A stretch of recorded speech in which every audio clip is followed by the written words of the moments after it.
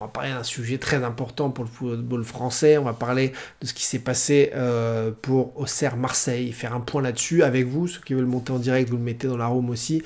Parce que ça, c'est très important d'en parler. Je suis en train de remonter justement vos messages, vos commentaires dans la room.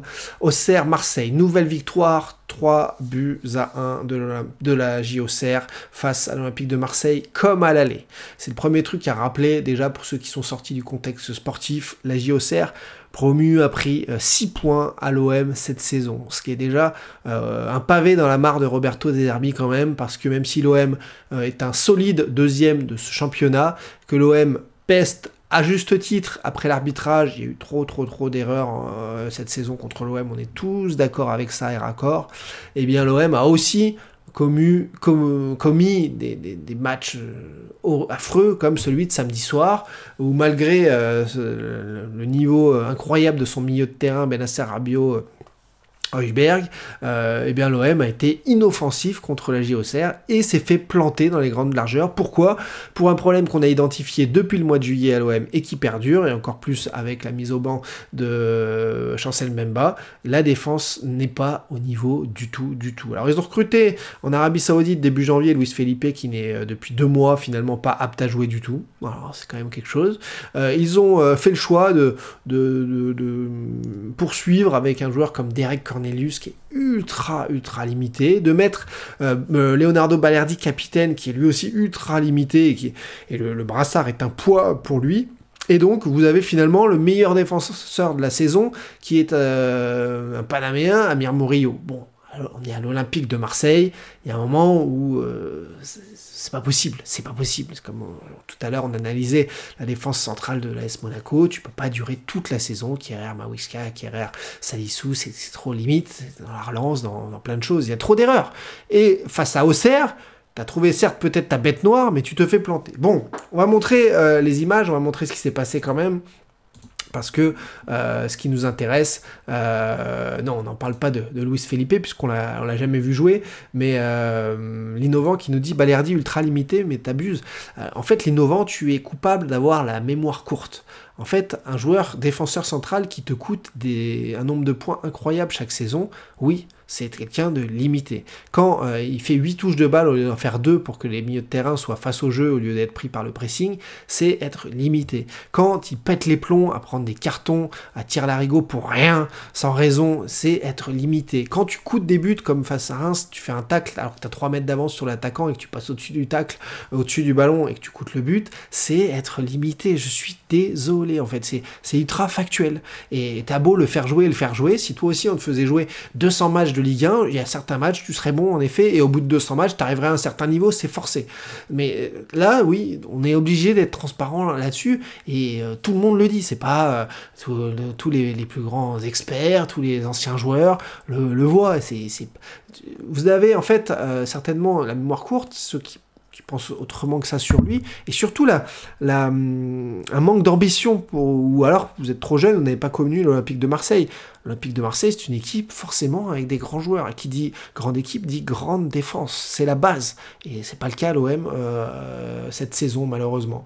Ce qu'il s'est passé à la Baie des Champs samedi soir après le match. Pablo Longoria érupte comme un volcan, et regardez ce qui se dit, ce qui s'est passé après donc ce duel qui a mis le feu aux poudres. Encore une fois, l'arbitre Jérémy Stina n'aurait jamais dû être nommé pour cette rencontre. Il y en a 8 autres des matchs de Ligue 1 la même journée. C'est du délire complet, c'est de la provocation. Mais il y a 2 choses. D'abord, il y a l'analyse de la blessure, de la faute de Cornelius, qu'on peut revoir ici. Alors, déjà, moi dans le football, je l'ai toujours dit, je suis pro pour sanctionner quand, en effet, un joueur ne maîtrise pas son geste. Là, quand un joueur prend le ballon et ne maîtrise pas son geste, ça pourrait être le cas sur le duel, d'ailleurs, sur Donnarumma. Où le joueur Singo veut lober Donnarumma, son pied après le lob part et lui met dans la tête. Il y a non-maîtrise d'un geste, mise en danger de la personne. Donc, face à un Donnarumma qui doit sortir du match qui est borgné et qui est KO, bien sûr que c'est un rouge direct pour un geste très très très dangereux. Là, on est sur un joueur qui coupe une trajectoire en l'air, donc il faut avoir peut-être été un peu sur un terrain ou défenseur pour être sensibilisé à ce type d'action, et qui, dans son élan, c'est pas Spider-Man, nous, quand on vole, on choisit pas où on va, donc il est en l'air, il y a un manque de maîtrise, certes, tu peux tout à fait siffler une faute parce que derrière, il y a un impact, mais aller mettre rouge là-dessus, changer le cours du match, c'est n'importe quoi, en fait. C'est encore une fois, que cette personne n'a pas, en tant qu'arbitre, la lucidité nécessaire pour arbitrer ce type de match. Alors quand ensuite le président de la Fédération française de football, Diallo, nous dit « Ouais, mais avant le match, sa femme et lui se sont fait crever leurs pneus. » Alors déjà, aucune preuve. Déjà, pourquoi dire ça publiquement alors qu'il n'y a aucune preuve que ce sont des Marseillais qui ont fait ça? Admettons que c'est une forte coïncidence et qu'il n'y a pas trop de hasard et que ce sont des Marseillais idiots qui ont fait ça. Comment la commission...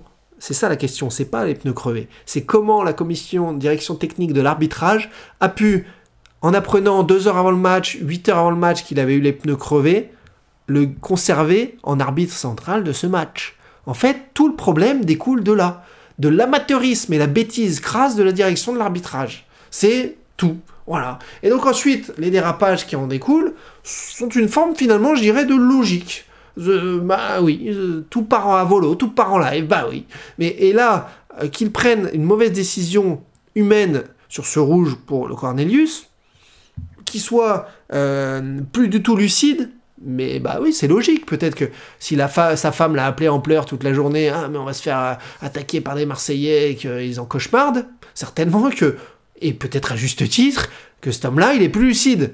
Mais c'est là où ta direction doit prendre la mesure de tout ça et te dire, mais attendez, il va pas arbitrer ce match là, et il va plus arbitrer l'OM d'ailleurs pendant un moment, tout comme le mec qui était dans la VAR, fou furieux du PSG, ça n'a aucun sens. Ils font des métiers où il doit avoir une certaine objectivité, et c'est tout, et c'est pas grave, il y a plein d'autres matchs à arbitrer. Donc on va regarder ensuite l'attitude de Pablo Longoria.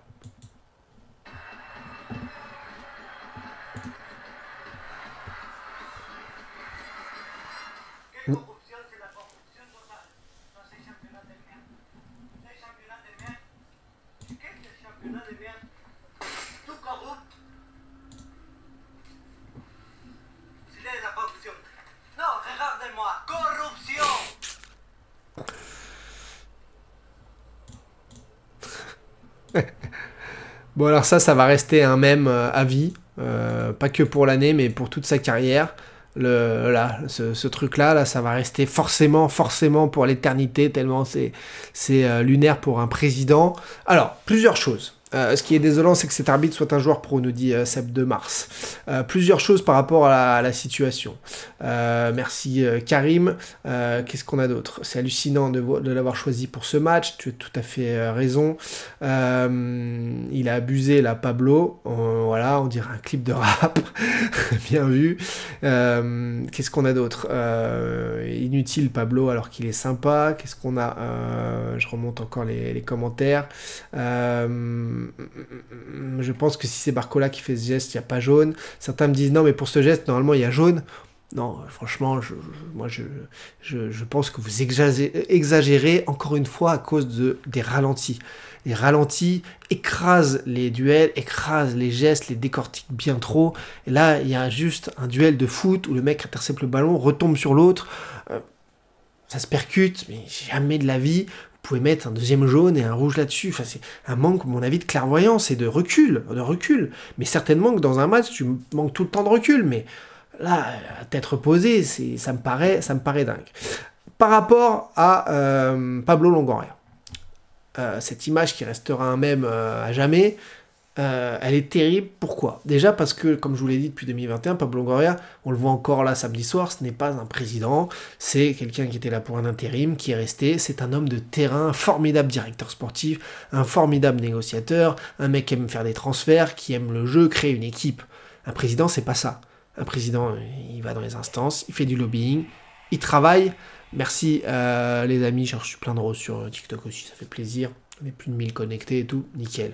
Pablo Longoria, il doit travailler sur du lobbying, sur justement main dans la main avec les instances, sur prendre les bonnes décisions, se faire entendre, ce qu'on n'a pas vu lors des droits télé. Et à la place de ça, en fait, l'OM a depuis 3-4 ans un super directeur sportif qui possédait 2 casquettes finalement, le sportif et la présidence, et qui a eu besoin par surmenage de se faire aider l'an dernier par Mehdi Benassia pour faire le travail sportif en parallèle.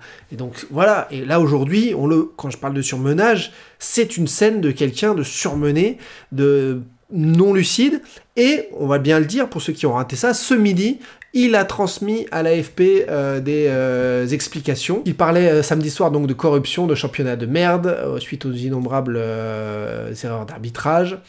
Il le dit ce midi, la forme n'était pas appropriée et ce mot je le regrette. Je tiens à dire qu'il n'y a pas de corruption dans le football français, la forme n'était pas appropriée, je le regrette. Ajoutant, tout le monde m'a bien expliqué la signification du mot corruption en français parce qu'en espagnol ça a un sens plus large. Ce que je peux entendre avec l'américain, l'anglais, etc. Il y a plein de mots qui peuvent avoir des sens plus larges. Je suis très autocritique avec moi-même, je ne peux pas accepter de donner ce type d'image. Un président de club ne peut pas se comporter comme ça. Rien ne justifie la forme, je ne suis pas content de moi-même. Attention, ça ne justifie rien, mais je n'ai jamais de la vie pensé à quelque chose comme des échanges d'argent ou de transactions financières. J'admets, je me permettrai ça. Donc gros mea culpa quand même de Pablo Longoria, ici donc sur l'article d'entrevue.fr. Honnêtement, il a raison, il fallait calmer absolument le truc, il peut encourir 6 mois, 1 an de suspension. On se souvient que Leonardo qui avait bousculé un arbitre pour pareil, des décisions délirantes, et c'est pour ça que encore une fois, quand on hurle contre l'arbitrage aujourd'hui, c'est pas récent, c'est pas neuf. Quand Thiago Silva, capitaine, était venu expliquer à l'arbitre qu'il y avait une erreur d'arbitrage en lui mettant la main sur le bras de façon ultra cordiale, et Thiago Silva, c'est quand même la classe, le mec avait pris rouge direct. Leonardo avait pété un câble, il avait pris 6 mois de suspension et le PSG l'avait évacué dans la foulée. Alors, la situation, je pense que la FFF, la Ligue, va tomber sur Pablo Longoria pour ses propos. À la différence de propos publics en conf de presse, interview d'après-match ou autre, sont des propos à une caméra de surveillance. Donc c'est là où je sais pas trop comment ça va être jugé ou défendu par l'Olympique de Marseille, parce que tu es sur des propos à une caméra de surveillance. Donc comment tu fais dans ces cas-là? Alors, Leonardo, lui, il avait poussé l'arbitre dans un couloir, de la même façon. Mais là, Pablo Longoria s'en est pas pris physiquement à quelqu'un. Donc je vais pas comparer Leonardo ou Longoria, c'est incomparable. Pablo Longoria, là où on peut le défendre, c'est qu'il n'a pas dit ça publiquement. En fait, il dit ça dans un couloir, agacé. Bon, après, il prend la caméra et il s'adresse à elle comme s'il voulait parler publiquement. Donc, il y a une difficulté à défendre Pablo Longoria. Il l'a dit lui-même, l'attitude n'était absolument pas bonne, mais on va dans le même sens que lui. C'est indigne d'un président de l'Olympique de Marseille. Je pense que là, on est d'accord. Maintenant qu'il ait mis un pavé dans la mare, en dénonçant le drame, parce que c'est terrible, nul à ce point, alors qu'il y a l'aide de la VAR, de se coempter, de s'entraider alors qu'ils font erreur, et de ne pas être ouvert, de ne pas faire de déclaration. Quand à la sortie, là, samedi soir, Jérémy Stina, non, j'ai aucun commentaire à faire sur le match. Si, explique-toi, explique les règles que tu as voulu appliquer, fais un mea culpa pour dire que tu t'es trompé à un certain match. Non, les mecs ne communiquent pas, sont des gendarmes, la face des gendarmes qu'on n'aime pas, et donc se mettent à dos les supporters de foot si facilement, avec une aisance d'ailleurs incroyable.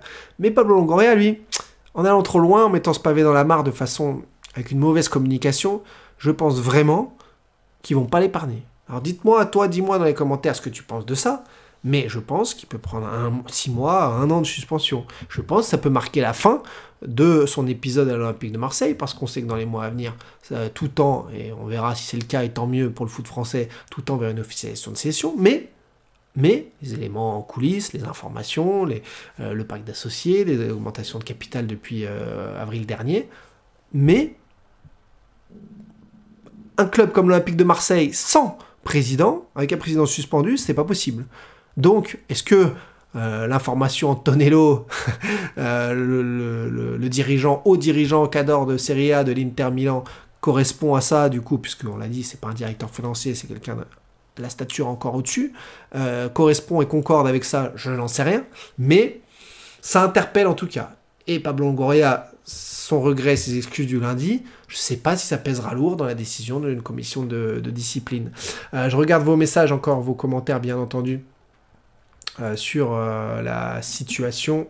Pablo Longoria, hop.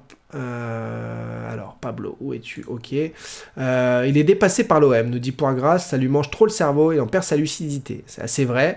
Je pense que Pablo ne va pas se servir à la fin de saison de l'OM. Si Longoria part, ça sent la fin de Deserbi et Benassia, carrément pour chaque attaque. Tu penses que les trois sont liés? Je crois absolument pas. Benassia n'est absolument pas venu pour les beaux yeux de Pablo Longoria et Deserbi non plus. Donc je suis pas en accord avec ça, mais on verra. L'ancien de l'Inter qui le remplace, bah, peut-être. Amateurisme de partout dans chaque camp. Très bon résumé de la situation de Karim également pour ton message qui s'affiche. Il faut qu'il s'en aille de lui-même, ce sera la même parce qu'il va prendre 9 mois, nous dit Valmore. Thibaut, pourquoi il n'a pas la même virulence, Pablo Longoria, lors des réunions avec la LFP? Je n'ai aucune réponse à te donner à ça, je ne suis pas à sa place, je ne sais pas pourquoi on n'entend pas Pablo Longoria dans les réunions LFP, dans les propos publics sur les droits télé, quand il a menti aussi sur la Super League en disant que ça... sur la même ligne que Franck McCourt, non, ça ne nous intéresse pas, alors que, en fait, on sait très bien que ça discute en coulisses. Il y a des choses, en fait, que je pense qu'il peut dire, et d'autres qu'il ne peut pas, et il connaît son job, il connaît sa position, et à sa place, on ferait sans doute pareil. Et malheureusement, il y a des choses que tu dois préserver parfois. Et là, peut-être que, au-dessus, on lui a demandé de se tenir à carreau en réunion. Et ce qu'il fait, et voilà, et de préserver les droits télé, et de pas se mouiller là-dessus, etc. Donc je peux pas te dire trop plus, si ce n'est comme Lucho, oui, ça sent la fin de l'ère Pablo Longoria, président, je dirais, intérimaire de l'Olympique de Marseille. Ça n'a que trop duré d'ailleurs, dû aussi aux multiples reports de l'officialisation de session, c'est terrible, pour le foot français, pour l'OM, mais la fin de l'ère Longoria marquera certainement un nouveau très gros décollage pour l'Olympique de Marseille. Antonello arrive donc avec un profil complètement différent. Je n'ai aucune idée de savoir si Alessandro Antonello, l'ex-cadre de l'Inter Milan, demandé depuis 3 ans un peu partout en Arabie Saoudite, arrive à l'Olympique de Marseille avec certitude, et encore plus pour remplacer Pablo Longoria dans ces circonstances. Je n'en ai aucune idée, mais ça sent, comme le dit Seb de Mars, un game over pour Pablo, parce que oui, c'est assez étonnant. Voilà, c'est c'est une situation complètement folle. Voilà, tous pareils, c'est ce problème.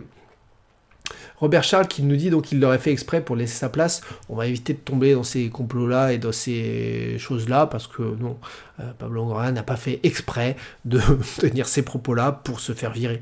On n'en est pas là, il n'y a pas besoin de ça quand vous cédez une entreprise ou autre pour changer d'homme. Donc non, non, non. En revanche, mettre un pavé dans la mare, dire ce qu'il avait à dire, ce qu'il avait sur le cœur, peut-être que oui, ça lui a fait du bien et que ça allait tomber un jour, ça c'est sûr. Mais non, non, Robert Charles, je suis pas là-dessus. Le mot game over est excessif. Alors game over, c'est la fin des jeux vidéo, hein, quand c'est fini, quand tu as perdu ta partie. Donc voilà, c'est juste la fin, c'est pas la fin du monde pour lui. Est-ce qu'il y a un monde donc où cette sortie est calculée? Je ne crois absolument pas qu'une sortie comme ça, alors elle est très théâtrale certes, puisse être calculée. Perso, j'arrive pas à penser ça. Comment vous voulez calculer ce genre de sortie enragée, avec le trop plein d'émotions? C'est humain là ce qu'il a fait, c'est de l'homme, c'est pas répété dans les coulisses. Vous pensez que 3 heures avant il s'est dit ouais, après le match, il y a une erreur d'arbitrage, je vais insulter tout le monde? Non, je crois vraiment pas. Je crois que, en plus, le français n'est pas sa langue natale et ça se ressent quand il prend la parole là-dessus. Non, voilà. Tu penses que l'officialisation peut arriver après son départ? Je n'ai aucune idée, je ne sais absolument pas. Non, je vois pas de lien. Je pense qu'ils peuvent aussi rester cachés, puisque là, on est encore, je sais plus, en mars ou en avril, avec des augmentations de capital du pacte d'associés prévues. Donc, on verra tout ça, les amis. Vendu à qui? Un fonds consortium, un fonds venu d'Arabie Saoudite, cher ami, voilà. Tout est acté comme ça en coulisses et on espère que enfin ça s'officialisera pour le foot français, pour l'Olympique de Marseille. D'après donc, je te dis ça par rapport à des informations bien sûr très précises et étayées au fil des mois et des années et encore récentes. Voilà. Merci Pablo, mais pas toi, pas comme ça. Ouais, j'aurais bien voulu vous rejouer un petit j'ai pas touché ou autre chose, mais c'est mis à dysfonctionner malheureusement, donc c'est dommage. Ouais, non, mais sans le son maintenant. Je suis sûr que si je redémarre le direct, ça va fonctionner. Thibaut, salut chef, quand je t'attends, on va quand à Quick? Non mais j'ai trop faim là, arrête. Il est 14h20, 10 minutes, il reste 10 minutes de Dèche Foot, tu me parles de bouffe, j'ai la dalle.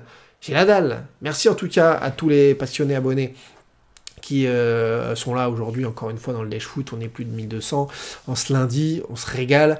Il y aura encore Dèche Foot jeudi et vendredi. Merci à tous ceux qui ont rejoint la chaîne YouTube aussi. On fonce vers les 40 000 abonnés, c'est très important.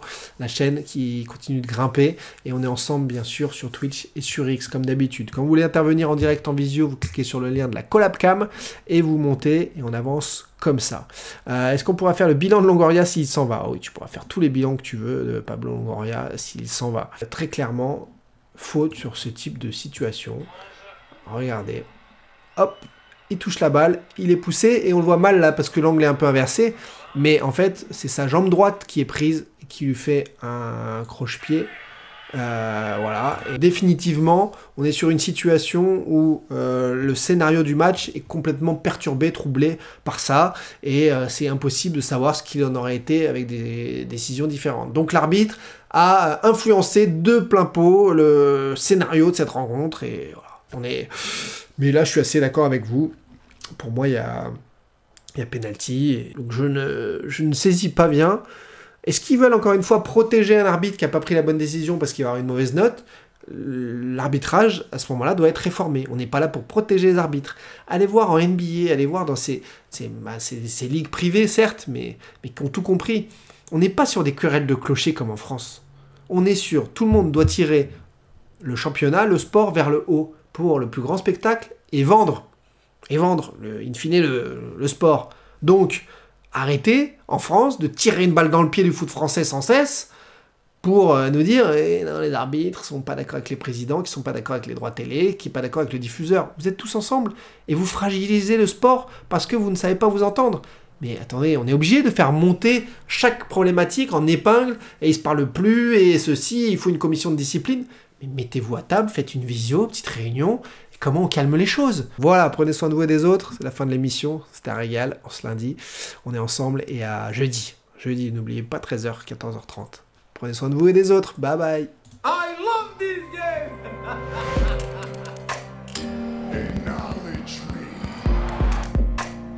Comment ne pas s'aimer puisqu'on est tous vivants en même temps?